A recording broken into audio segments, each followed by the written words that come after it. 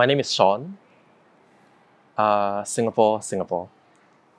I live in Saga College and we live the closest to U-Town, and that's where all the good food is. I'm studying literature, HIV and AIDS, homosexuality, Singapore, theatre, and survival. I'm looking at the representation of HIV and AIDS. So who is being represented, who is representing, and how are they being represented? Which leads on to my next word, homosexuality, because so much of the early 1980s in the AIDS crisis, queer people were being affected disproportionately, and they come into the picture here. And I'm looking specifically at the context of Singapore because I think there is a very interesting history here that might not follow other kinds of history like in the US or in Europe.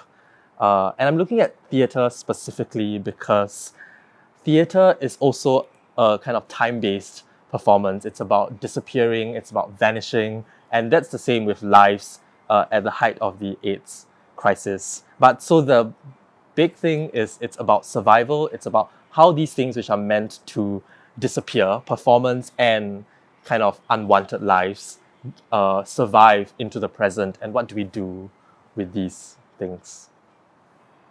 I took a class with Professor Carissa called Queer Fictions, and we read a text called Angels in America, which is about HIV/AIDS in America.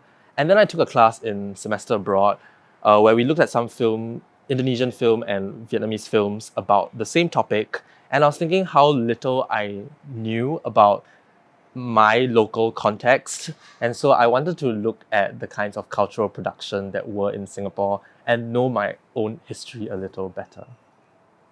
I describe it as a sine curve because it's like up and down. One moment you're up and the other moment you're down. My capstone advisor is Dr. Carissa, and she is very dedicated. She's a great writer and she has a great eye for the things that I'm writing. I should have expected this, but it takes much longer than I thought it would. But that it is the same for everyone, and you have friends along the way to work on this. Hardest part about capstone is that it takes up all your attention at one point in time, and at that time you feel like you can't think of anything else and you can only think about your capstone. Definitely the computer lab, because there's a huge screen and you can open all the tabs that you want to refer to and that you probably will never refer to anyway. I will go to Swee Heng Bakery at U-Town and get a piece of bread. I think water is good, but you can treat yourself to milk tea sometimes. Definitely no, because I need to hear how the sentence is being written in my head, and music will just distract me from it. I just got my first full draft printed out and I'm editing using a red pen, just going through the things that I've missed out in the past few months.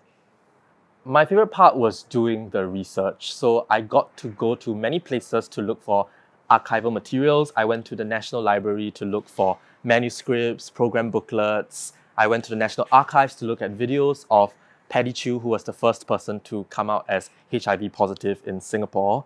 So the research process was really exciting for me as I encountered a lot of new materials that I never knew existed out there.